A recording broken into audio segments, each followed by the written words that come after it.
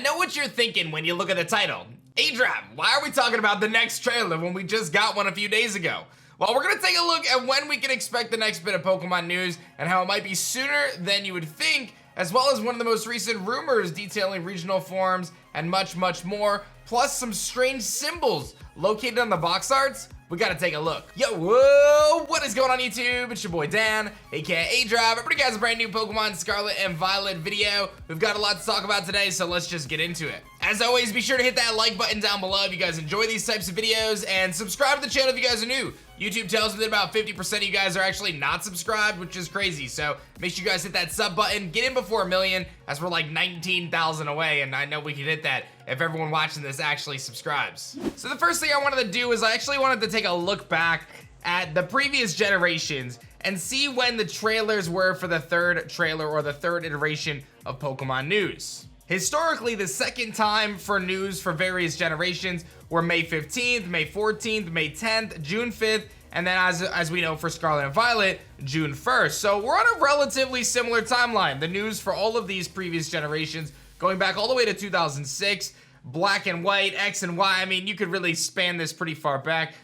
You know, generally, it's within a 2 or 3 week period here. So now we're on to the next news cycle. When we go back to Sword and Shield, they revealed their third trailer on 7/8/2019. That is July 8th. They included some new Pokemon like Alchemy, Yamper, Roly-Poly, and Duraludon. There was some gym challenge information about Chairman Rose and Oleana, and then you've got some gym leaders like Bea and Alistair, which happen to be version exclusives, as well as Gigantamax being revealed, where Dynamax was previously revealed. Sun and Moon is the real kicker here, and this is something that I think is worth mentioning. Sun and Moon had a very different reveal season than other Pokemon games. The Sun and Moon era actually revealed new information almost every 2 weeks. It was crazy.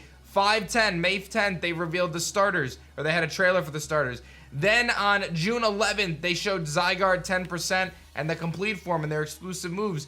3 days later, they revealed Pikipek, Yungoos, Grubbin, Magearna, and then the Battle Royale feature. 2 weeks after that, they revealed Tapu Koko, Charjabug, Vikavolt, Drampa, Bruxish, Cutiefly, Togedemaru, and then a week after that, they revealed Salandit. And then 2 weeks after that, not even, they revealed Wimpod, Bonesweet, Comfey, Mudsdale, Mimikyu, Beware, Global, Pokemon Link, and Hyper Training. I'm not even kidding. We went back and verified all this stuff, and I remember this hype season for Sun and Moon, they were revealing new information every few weeks. Are we gonna see something like that for Scarlet and Violet? Because now we are officially in the marketing season. We are now officially in their their robust engine of, okay, we're gonna put this kind of information out. Now, I think that when Sun and Moon came out, a lot of people felt they already knew a lot about the game. So they kind of seemingly changed their marketing strategy for the last couple games where they didn't reveal as much, right? Going into Sword and Shield, they didn't reveal as much. So it's gonna be interesting to see. But one thing I do think that is super worth mentioning here is we, from Riddles, understand that Pokemon Scarlet and Violet is a different game. It has a lot of new Pokemon from the Riddles, has a lot of new forms, there's a lot of information. So even if they were to reveal a new, like 3 new Pokemon every couple weeks, they still wouldn't even get, you know, to the point where we get too much, really. There would still be secrets and surprises when the game comes out. It seems like this game is gonna be pretty robust. So I thought it was worth mentioning.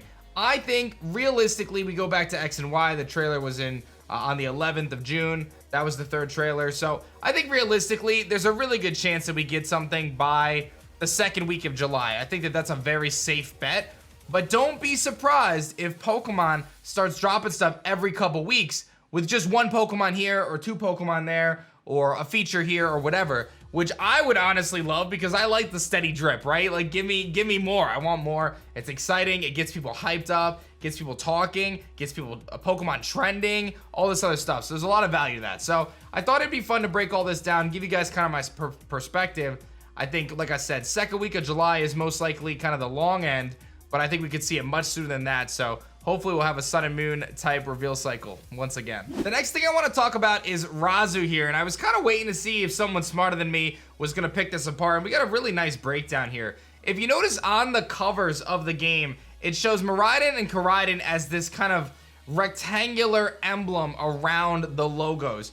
And it's very clear that this emblem was incredibly well thought out. It was not just random images put together. There's purpose behind each of the images.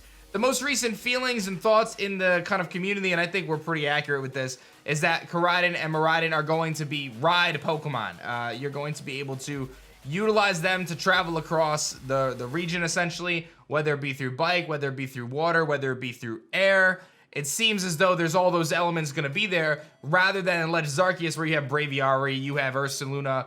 You're going to have this one legendary that you're going to travel with throughout the region, and you're going to unlock various forms of this particular Pokemon, which allow you to travel in that kind of robust way. So the speculation right now is that this image is actually breaking that down, and this individual kind of tried to figure out what some of these things meant from alchemy symbols and things of that nature. Some of the takeaways I want to put here, and I'm actually going to pass the baton to you guys, because we can have a lot of people get eyes on this and see if you guys can come up with any cool kind of theories or thoughts.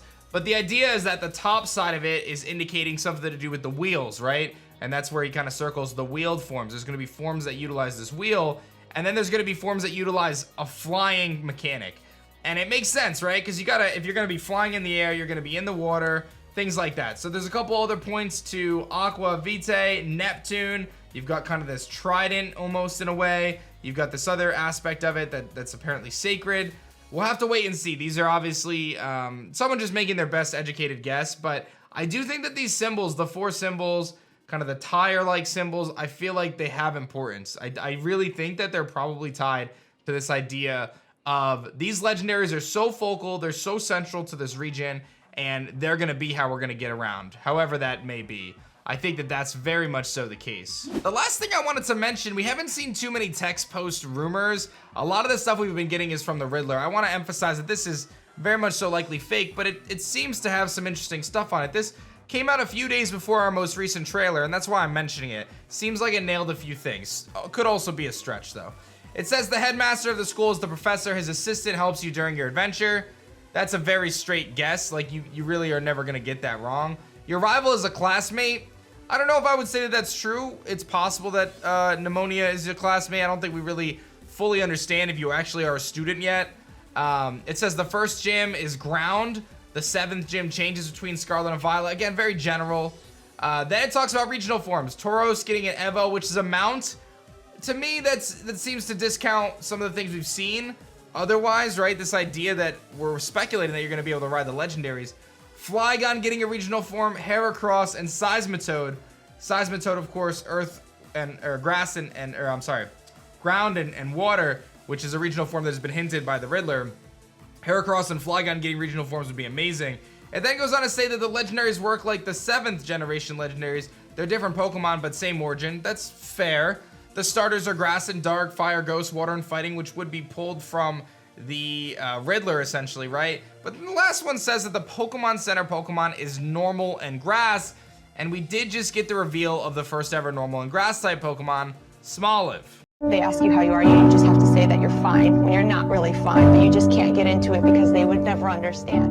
I thought it was worth taking a look at the Pokedex pages on the website for Smoliv, and I don't think any of its text give us any reason to believe that it actually is the Pokemon Center Pokemon. So at this point, I know that this riddle, or not this riddle, but this rumor is kind of going around a little bit on Reddit and things like that. I think it's just a couple of guesses that are straightforward guesses, and then a lucky guess with the grass and normal Pokemon. I don't actually think this to be real. That doesn't mean there's not real information in it. I think it's just like a super vague post, and they may end up getting some things right. So again, I don't see how Smoliv is the Pokemon Center Pokemon at this point. If that turns out to be true and some of the other stuff turns to be true, then maybe we'll look back on this one as it being real. So that's pretty much that. I thought it'd be fun, like I said, to break down kind of where we would expect this next trailer. If we get a Sun and Moon kind of release cycle, that would be amazing. We'd get so much new information in a short period of time. It would be honestly awesome. Be sure to hit that like button down below, and of course subscribe to the channel if you guys are new so you don't miss out on our epic content. And let me know if you have any thoughts on kind of that symbol that's kind of surrounding the title covers. Maybe we get some detectives out there to unlock this puzzle here, or mystery, I guess. Thanks so much for watching, guys. I will see you guys on the next one. Peace.